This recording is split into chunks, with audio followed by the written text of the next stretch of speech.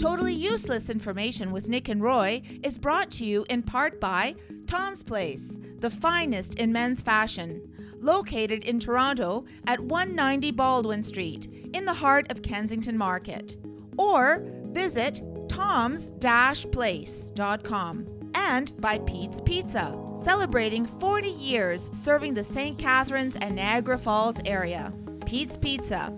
Life is not about finding yourself, it's about finding pizza. If you're hungry, visit petespizzaniagara.ca. Hi, I'm Nick. And I'm a turkey.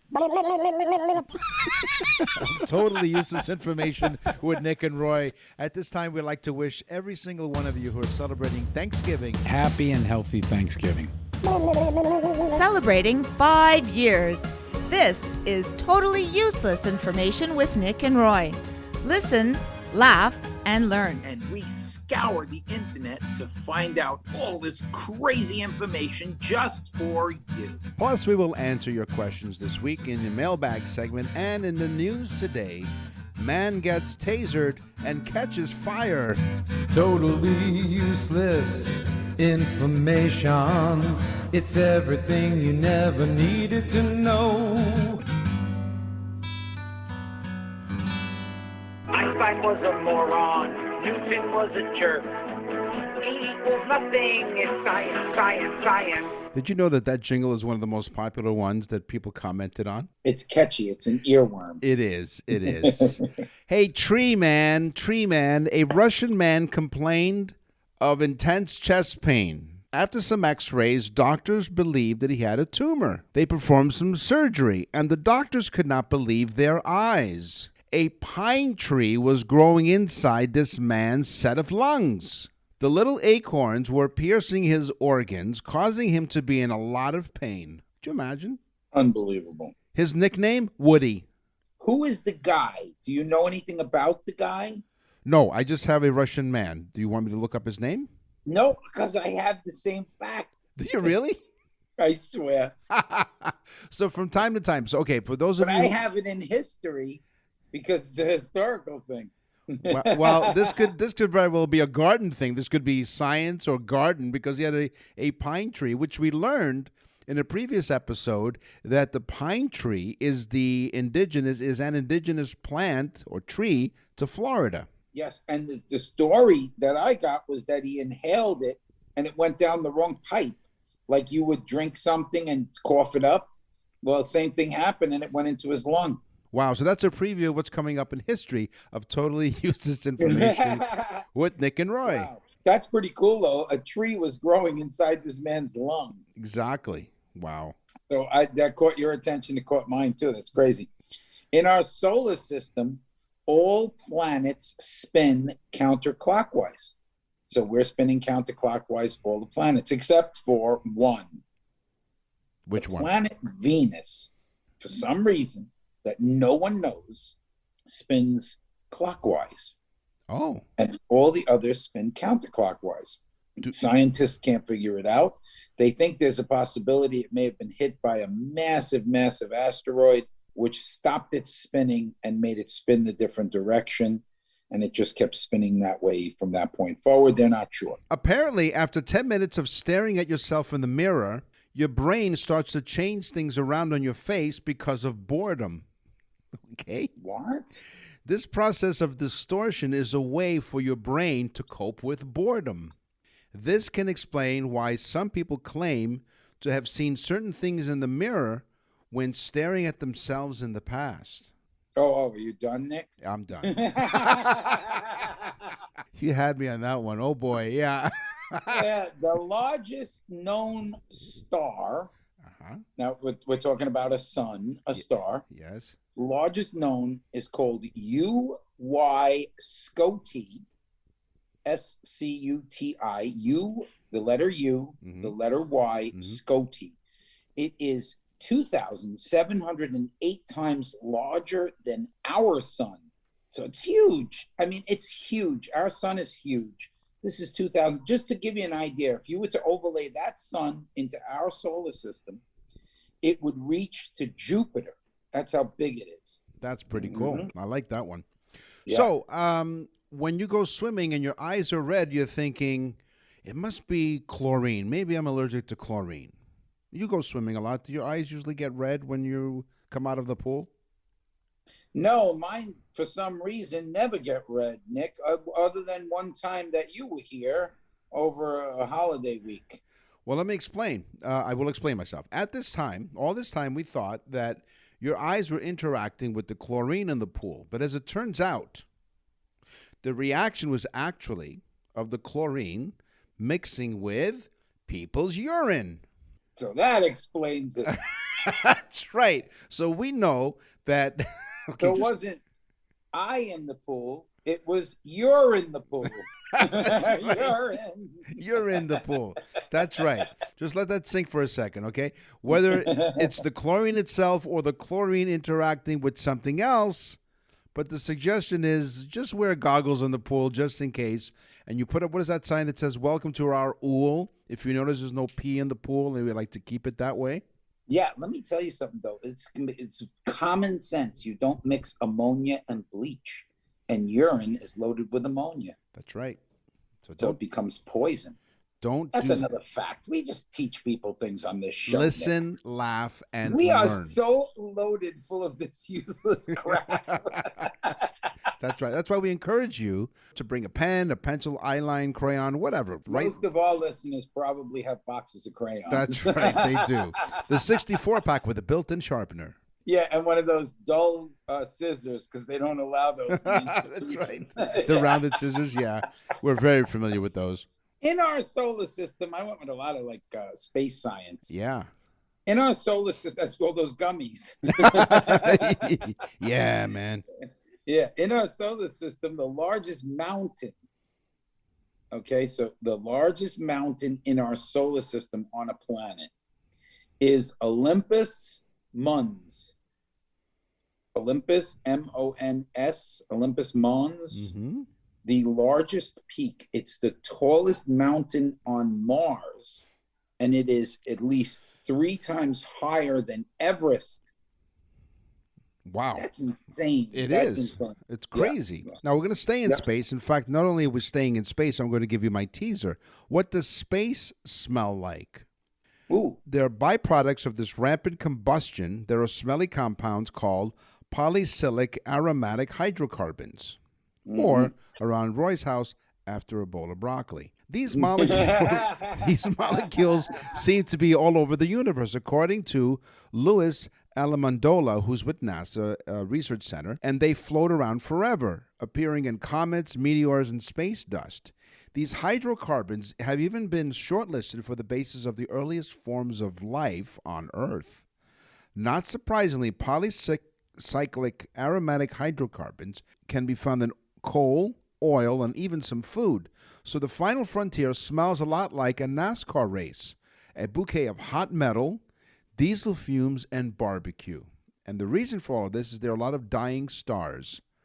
Wow, that's cool. That's what now that's cool, folks. That's what space smells like. I mean, Nick was a little long-winded, but it's cool. That's right. As you were staring yourself in the mirror, what is that? What is going on? So my teaser was mass of 55 Cancri E. Right. Okay. That is the name of a planet. Mass of 55 Cancri E.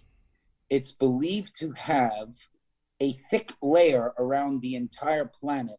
The planet was originally all carbon, but then the planet got compressed as a moon and a planet. It got compressed by other planets. And that layer of carbon is now a thick layer of diamonds. Wow. So mass of 55 Cancri E is completely covered in diamonds.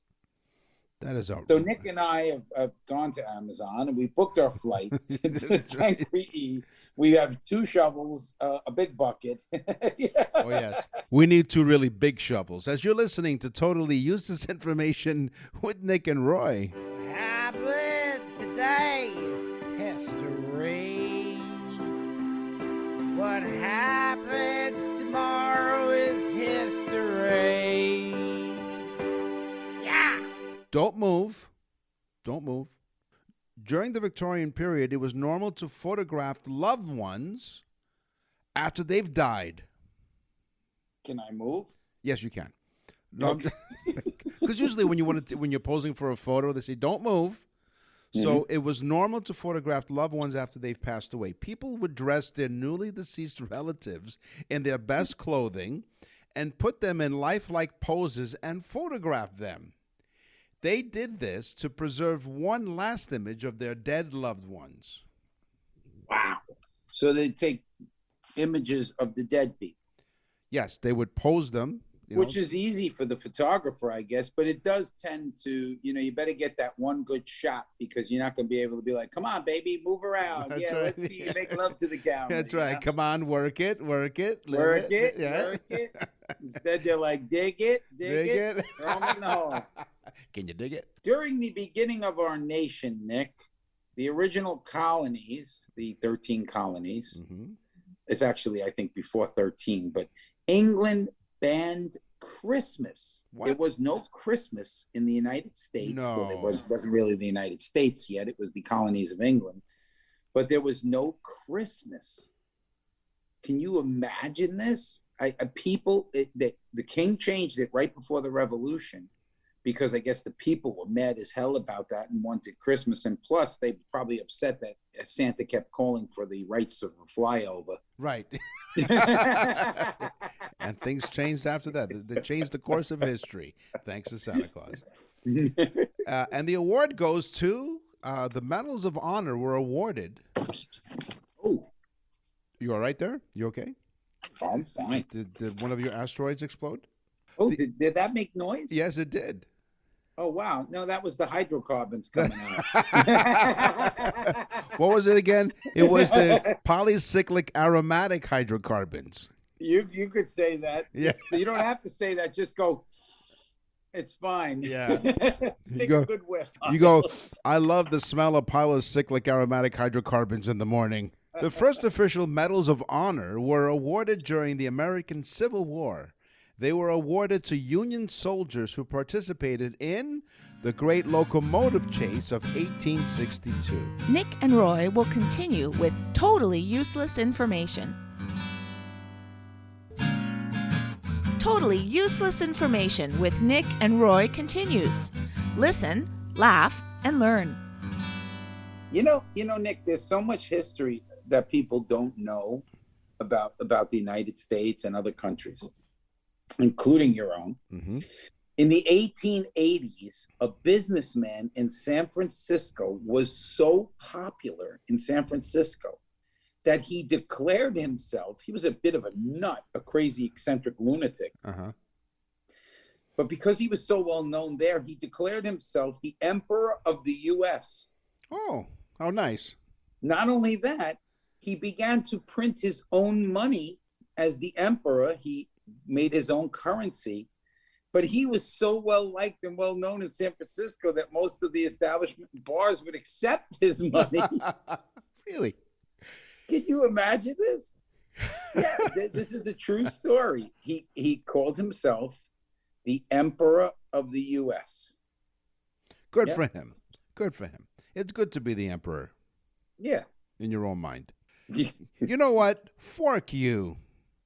Using forks. Nick, now please. This is a PG show. It is.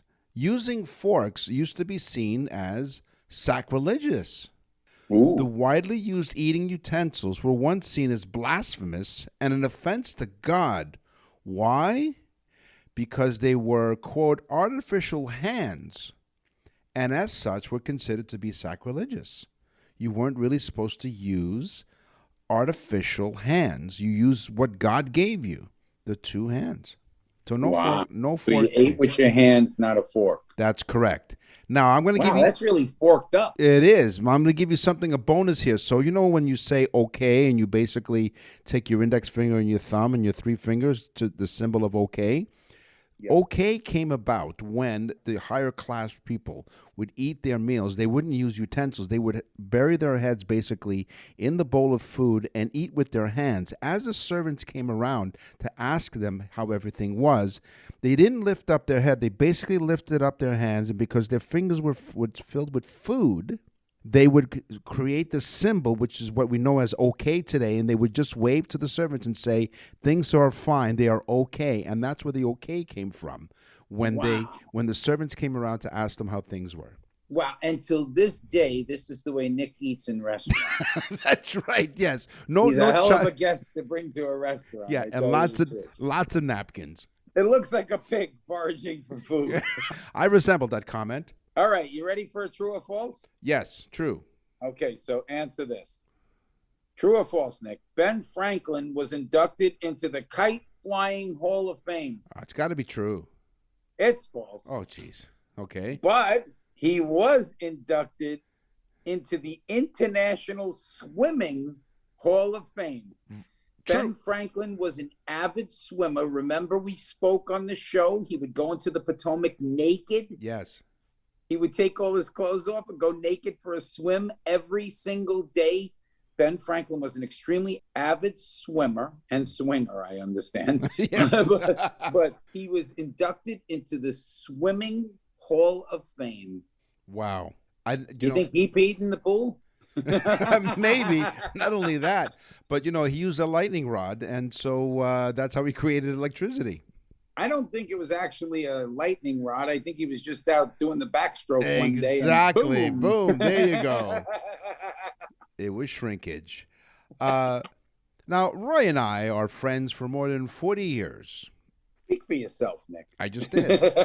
John Adams and Thomas Jefferson, the founding fathers and the second and third presidents of the United States, respectively, were best friends. They died within hours of each other on July the 4th, 1826. The 50th anniversary of the adoption of the Declaration of Independence, Adams' last words were, "Jefferson lives," unaware that his old friend had died earlier that day. Wow. So on July 4th, 1826, the United States lost their second and third presidents of the United States. They died within hours of each other. And then they posed them to take photos. And they hated each other. Eventually they did. That's right. They were friends to the death, basically.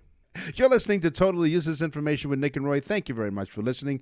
We are in over 66 countries. We're also on the iHeartRadio Talk Network all across Canada, coast to coast to coast. Thank you for listening. We have many ways for you to get in touch with us. Mainly, you go to our website, nickandroy.com. You click on Contact Us.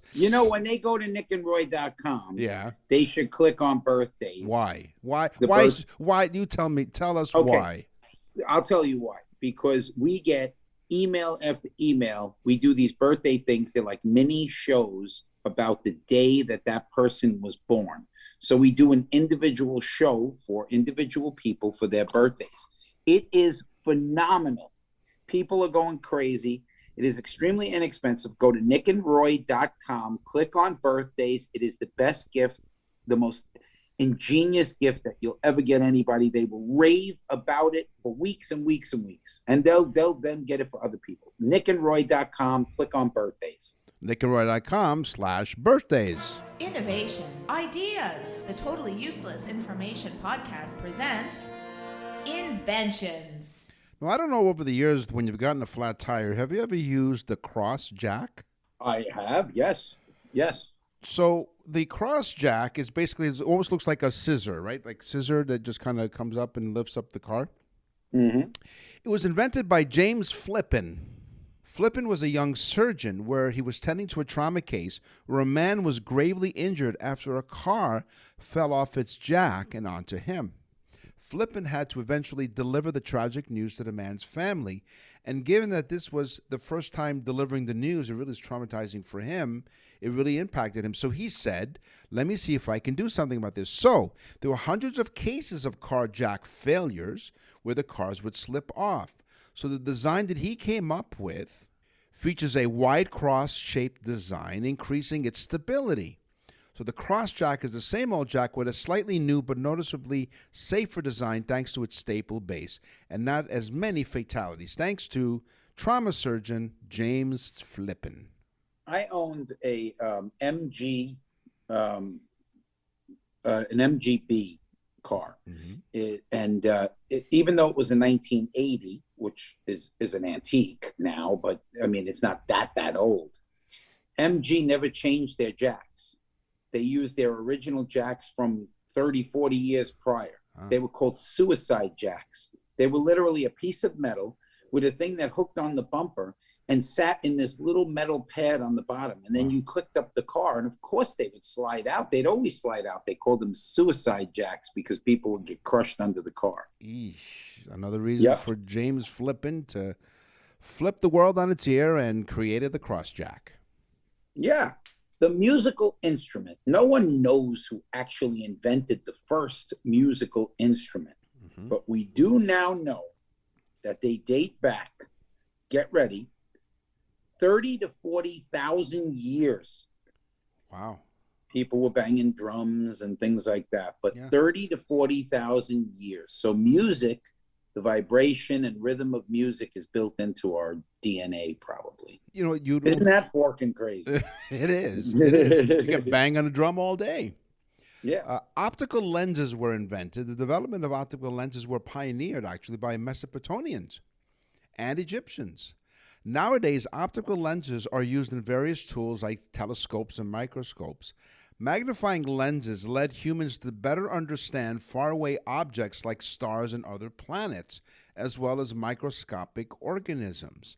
The use of optical lenses as aids for the weak-sighted started in the 13th century, and about 4 centuries later, the microscope and telescope became available. Magnifying lenses expanded our knowledge of various fields of study, including biology, astronomy, archaeology, chemistry, and physics, thanks to the Mesopotamians and Egyptians. Isn't that crazy? Yeah. They had glasses back then. We think of ourselves as so damn smart, but we don't know any history, you know? Those people had vision. The kazoo. Oh. You know the little instrument, the kazoo? Yeah. What caught my attention was his name. Okay. His name was Alabama Vest. And this is true. So Alabama Vest invented the kazoo, which is nothing more than a reed that vibrates on the top as you blow into it. If you've ever played a kazoo, it's kind of fun. It's like... Yeah. Nick and Roy will continue with totally useless information. Hey, October is Pizza Month, and what better way to celebrate Pizza Month at Pete's Pizza? Because they know the only way to make the perfect pizza is by using the freshest ingredients. Every day they roll out their own dough to create their signature pizzas, topped with only the freshest ingredients. News alert. Every day is pizza day. Since 1984, the 6 Niagara locations have been known as the small pizzeria with the big taste, and it's easy on your budget. With locations across St. Catharines and Niagara Falls, you're just minutes away from the best pizza and wings in town. They're always open late, so find a Pete's Pizza near you. Pete's Pizza Niagara.ca. That's Pete's Pizza Niagara.ca. You go on their website, of course, and when you go to their shop and pick up your pizza, check out the specially marked pizza boxes, because Roy and I, gladfully, have supplied some useless pizza facts. So check it out. Pete's Pizza, for 40 years, they've been family-owned and operated. They began at one location at Pleasant Avenue in St. Catharines, and 40 years later, the original shop on 6 Pleasant Avenue in St. Catharines is still open, as well as the other locations, like we said, in St. Catharines and Niagara Falls. If you're hungry, visit Pete'sPizzaNiagara.ca. That's Pete'sPizzaNiagara.ca. You know, Nick, there are people going to Pete's Pizza, ordering a pizza just to get a picture of us on the box. Right. Life is not about finding yourself. No, it's about finding great pizza. Pete's Pizza. Hi, I'm Nick. And I'm Roy. We wanted to wish you all a happy Thanksgiving. Living in the United States, I often wonder, why do Canadians celebrate Thanksgiving in October? Do you really often think that, or just once or twice? Like, how often do you really think that? Every day now. Okay, well, let me tell you why we celebrate Canadian Thanksgiving here in October. Because it's more closely connected to the traditions of Europe than of the United States. And since Thanksgiving for us Canadians are more about giving thanks for the harvest season, it makes sense for us to celebrate a holiday in October. What difference does it make to Happy Thanksgiving all the time? So on behalf of all of us here at Totally Useless Information with Nick and Roy, Happy Thanksgiving no matter what time you celebrate it. We're back with Totally Useless Information with Nick and Roy. Listen, laugh, and learn. The invention of pasteurization, it may sound obvious, but back in the 1800s, nobody really understood germs or microorganisms. We still don't in this day and age. They had the power to invade living hosts such as humans or animals. We soon came to understand that microorganisms were living organisms existing anywhere, including the air humans breathe. Both were the works of Louis Pasteur, based on the theories proposed by many others. One of the first most practical implementations of the theory was the pasteurization method to sterilize bacteria in wine, milk, and beer. Pasteurization, wow. Yeah. So this woman walks into a grocery store. She says to the guy behind the counter, I need 10 gallons of milk. Mm-hmm. Oh. So the guy says, what do you need 10 gallons of milk for? She says, well, I understand if I take a milk bath, my skin will be fantastic. So he says, you sure 10 gallons is enough? She says, I think so. He says, pasteurized? She said, no, right up to about my neck. Very good. Excellent. There you go. Remember that one. You can rewind the tape, rewind the show, 15 seconds, okay? I'll let you do it, and listen to the joke again. It's very funny. Welcome back to the show. Who invented the desk stapler? I don't know. I was sitting here doing some prep for the show, and I stapled something, and I said, there we go. Yes. Who invented the desk stapler? And the answer is George McGill. Oh. I mean, it's crazy, though, because you could find all this stuff out by just doing the research, which we do for you. Yep. You could say thank you, folks. Thank you, folks. George McGill. It was called the Bendable Paper Fastener originally, and it was licensed in 1867. The patent doesn't come through until 1879, where the patent was patent number 212316, and it was called the McGill Single Stroke Staple Press. Thus, the name staple comes into effect, and that's what it would be called from then on. Wow. So 1879 patent came through. So when we tell you that we scour the internet and other sources, this is what we mean. We just don't sit at our computers and just Google, or search totally useless information about whatever the topic is. Sometimes we do that. But many times it's through the course of our day. Like Roy was saying, he sat down at his desk and saw a desk stapler, and where did that come from? In the previous episode, he talked about how he made a smoothie in the morning and wanted to know where the blender came from. So this is part of how we do our research here on Totally Useless Information with Nick and Roy, including our vast research staff. And she says hello. So we want to thank this person. You let her out of the basement? Yeah, what's today? Yes, we did. So we want to thank this person for this wonderful invention, because without this person, we'd be talking to ourselves, which we do often anyway. The long-distance radio transmission. It's an important piece of technology for modern life. The communication system was the result of continuous development by many different people. But the first workable radio apparatus, and I worked it, was the brainchild of a single Italian, Guglielmo Marconi. He devised his wireless telegraphy in 1895. That's when he was saying something. They said, what did you say? He says, telegraphy. That's right. Tell I'll everyone. tell the other things too. That's right. What was it what they said when Alexander Graham Bell, when he invented the phone, what was the first thing that he said? Could you imagine? But you'd have to invent two phones, not one, because how could Exactly. If he invented one phone, what is he talking? He had a problem. He talked to himself. Yeah. He got an answer. That would really be a problem. That's right. Yes, exactly. Could you imagine? Hello, hello, hello, hello. That's what he said. You know. That's right. Hello. Hello. There's nobody on the other end. He hung up. That's right. Damn. Yeah. Telemarketers. I was just going to say, and oddly enough, it was a telemarketer. Okay. Charlie R. Stevens. I love this one. And Okay. people of the show are going to love this one. All right. Charlie R. Stevens released something in 1984 that he had invented. Right. Charlie was what they call a serial inventor. He had, tens of patterns already under his belt. Okay. And Charlie, most of his patents had to do with circuitry switches, electrical circuitry switches, things like that. But he's very influential in the electrical field. Mm-hmm. People know his name and his products of things that he invented. And again, like I said, he had like 20 patents under his belt before he actually invented this. But this one, everyone will know. It was called the clapper. No. So, Nick, hit the jingle. Clap on, clap off, clap on, clap off. The clapper. There you go. The clapper. Clap on, clap off. The clapper. Sounds like something I got in high school. Oh, those were the days. They were. You're listening to Totally Useless Information with Nick and Roy. Thanks again for listening. And you go to our website, as we mentioned, go to nickandroy.com.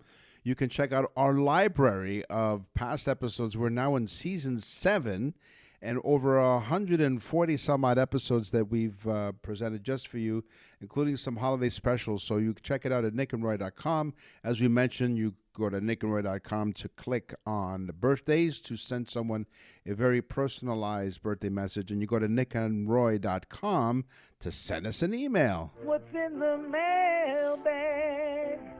What's in the mail?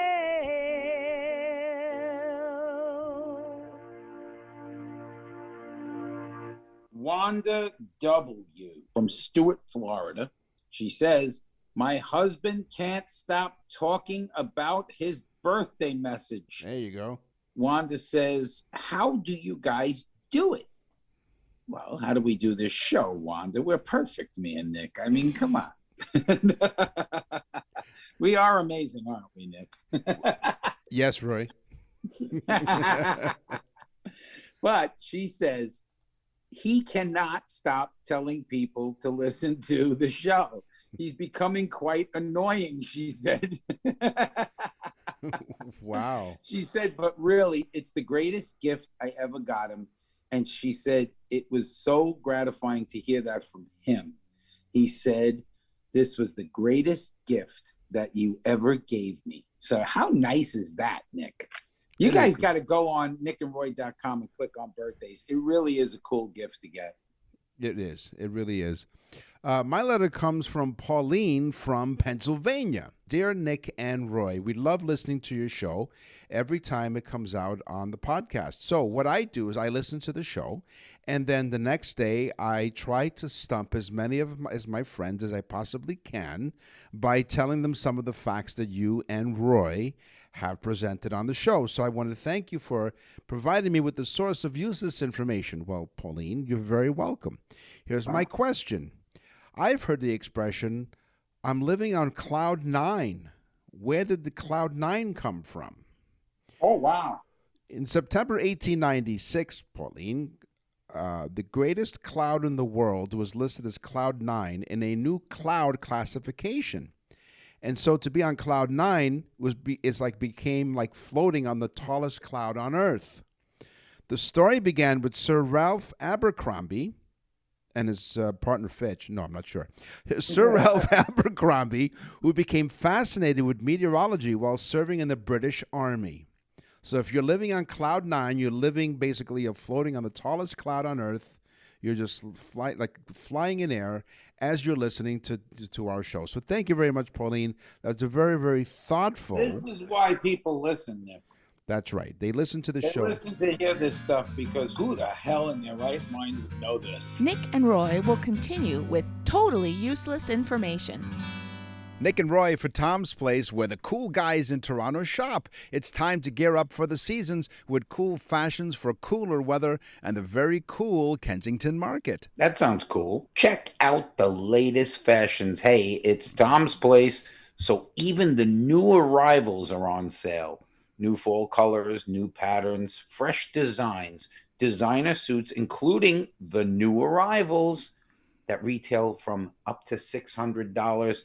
Nick, they start at $179 at Tom's Place. We're talking about a suit on sale for our listeners, $179 at Tom's Place. Wow, you can also check out Tom's fabulous collection of first floor designer suits, regularly up to $650 each. And also, because you're a listener of Totally Useless Information with Nick and Roy, $375 each, or 3 for $1,050. Pick out a couple of sport jackets that you can dress up for the office or dress down for the weekend, or a wool top coat for 50% off on the first floor.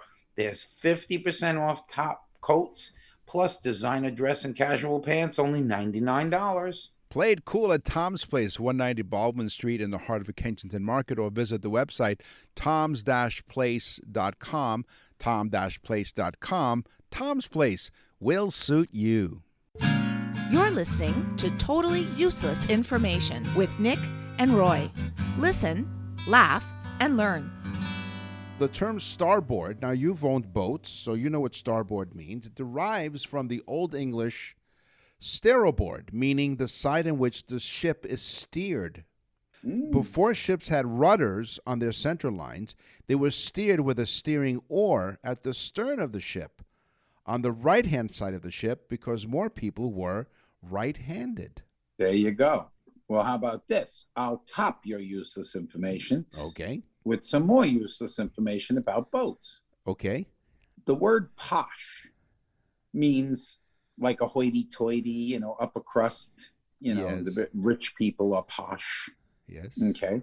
Where does the term come from? Well, steamers, ships, or cruise ships of their time, the people would go onto the ship and they'd bring their luggage, and they were, of course, very wealthy. So they brought big steamer trunks full of clothing because it was a long trip. Mm-hmm. And they would stamp the side of the rich people's trunks posh, P-O-S-H, which stood for port out, starboard, home. Wow. So that they never had to see the ugly port itself. They always looked out on the water instead of seeing the food coming on board and the dirty people.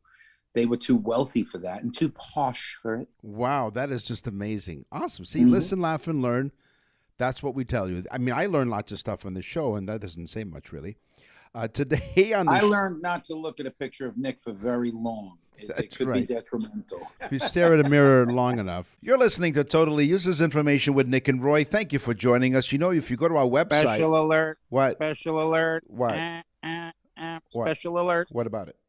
Go to nickandroy.com and click on birthday messages, and you will find out that it's not just birthday messages anymore. Anniversary messages. The greatest gift of all times, an anniversary special message to the person that you love, male or female. We will do a mini show for them. You got to go on. You can actually listen to one. There's a sample on it. Plus, we have the new newsletter, Totally Useless Information newsletter, 12 issues free if you get a birthday message or an anniversary message. It's a $19.95 value, free. But even so, go on to the website, take a look at the new newsletter. You know what? I think I'm going to order a birthday message so I can get 12 issues of Totally Useless Information VIP newsletter. Nick just likes to read what he writes. He does it while looking in the mirror. Today on the show, we talked about science. We talked about history. We talked about inventions. It's time for the news. And now, from around the corner and around the world, this is TUI News. An Arkansas man is in the hospital but he's expected to recover after he was engulfed by a fireball when he was tasered by state police while wearing a backpack with a gallon of gasoline inside. What? Wait a minute. He had a gallon of gasoline in a backpack. That's correct. This is an Arkansas man about 1 o'clock in the morning. 1 o'clock in the morning, the Arkansas State Trooper tried to stop a motorcycle in Little Rock that had no visible license plate. The rider, identified by state police as Christopher Gaylor, 38, drove off at speeds approaching 100 miles an hour. Wow. He ignored... With a backpack full of gas. Well, they didn't know that at the time, but he ignored multiple traffic stop signs and traffic lights as he worked his way through Interstate 30, where a second state trooper encountered the motorcyclists. He got off the freeway and later jumped for the motorcycle in a residential area and ran. Oh. The motorcycle is seen on fire after being tased by the Arkansas State Police. The motorcycle went on fire? The motorcyclist is seen on fire. According to some accounts, one trooper deployed a taser in an attempt. So wait, the guy jumps off the bike and runs away with the backpack with the gas. Again, they don't know this yet, but yes, he has a backpack. He's carrying this gas with him the whole time. They don't know this yet. All they know is that they have this motorcyclist who was driving over 100 miles an hour, ignored all traffic lights. One state trooper deployed, in order for them to really get him because he was running on foot, the trooper deployed a taser in an attempt to apprehend the suspect. Plus, it's fun. Yes. As the barbs of the taser struck Gaylor, a fireball engulfed him. Wow. The police dash cam provided by the Arkansas State Police shows troopers screaming, "He's on fire!" and then using an extinguisher. Gee, that's really smart of those guys, huh? They're really quick. He's on fire. And they're really good in a bad situation. Wait a minute. So they didn't just tase this guy. They hit him with a fire extinguisher. That's right. It was a bad day for this guy. Bad day for Mr. Gaylor. An investigation has since revealed that Gaylor was carrying approximately 1 gallon of gasoline in his backpack. Wow, it's a good thing he didn't just blow up. He faces charges of felony fleeing, failure to... They love the alliteration on this, right? He faces charges of felony fleeing, failure to register a vehicle, Anyway, no liability insurance, driving with a suspended license, and reckless driving. Not to mention, he should be put in jail for breaking the cafe standards as far as the consumption of gas goes. Yes, that's He's correct. wrecking the environment, this guy. They're not sure if it was regular or premium. No Arkansas police personnel are under investigation related to the incident, nor has anyone been placed on administrative leave or disciplined. No. But then again, you never know in Arkansas. I mean, they take their sisters to the prom. They's people, they'll walk around with gasoline all over them. They may douse themselves with it like cologne. That's right. Ooh, de la premium. I got a hot date, and they throw the gasoline all over themselves. You know? What's a popular gas company down in the United States there? Oh, well, you got Shell. Shell, okay. So Mobil. It's Eau de la Shell. So this guy is driving a motorcycle, which is hazardous to begin with. Yeah, right. With a gallon of gasoline on his back. So he's thinks he's Rocket Man, you know? Really, honestly. That's right. But if he had fallen off the motorcycle and a spark happened, this man would have blown up either way. So that's just as well that they tased him and then they probably shot him and then hit him in the head with the fire extinguisher as well. Probably. Why not? Why not? Arkansas State Police say Gaylor, after abandoning the motorcycle to flee. Now, this is what their biggest problem is, but all the stuff that went on, this is their biggest problem. Allegedly, he never stated he was carrying an accelerant in his backpack. Nor was there a placard on the exterior of the backpack indicating that it contained an accelerant. That's true. He should have had one of those symbols like they have on the truck. That's right. Warning. He might have had a tattoo like that. Have they checked them? But that probably got burnt off. So. It did. So, warning, this motorcyclist is combustible when tasered. Wow. Can you imagine this? This goes on in Arkansas. Yeah, exactly. Isn't that where Bill Clinton was from? Little Rock, as a matter of fact, and I believe. And yeah, that's what the girls used to call him when he took his clothes off. Little Rock. Thank you for joining us. This is all the time that we have for this episode of Totally Useless Information. We will scour the internet and other sources like we always do, even just sitting at a desk, and to bring more totally useless information for you next time. So, tell your friends to go to nickandroy.com and look up our birthday thing, which is awesome. And also, never, ever carry gas across the Arkansas state line. That's right. I'm Nick. And I'm Roy. Thanks for listening. Totally Useless Information with Nick and Roy has been brought to you in part by Tom's Place, the finest in men's fashion. Located in Toronto at 190 Baldwin Street in the heart of Kensington Market. Or visit toms-place.com. And by Pete's Pizza, celebrating 40 years serving the St. Catharines and Niagara Falls area. Pete's Pizza. Life is not about finding yourself, it's about finding pizza. If you're hungry, visit petespizzaniagara.ca.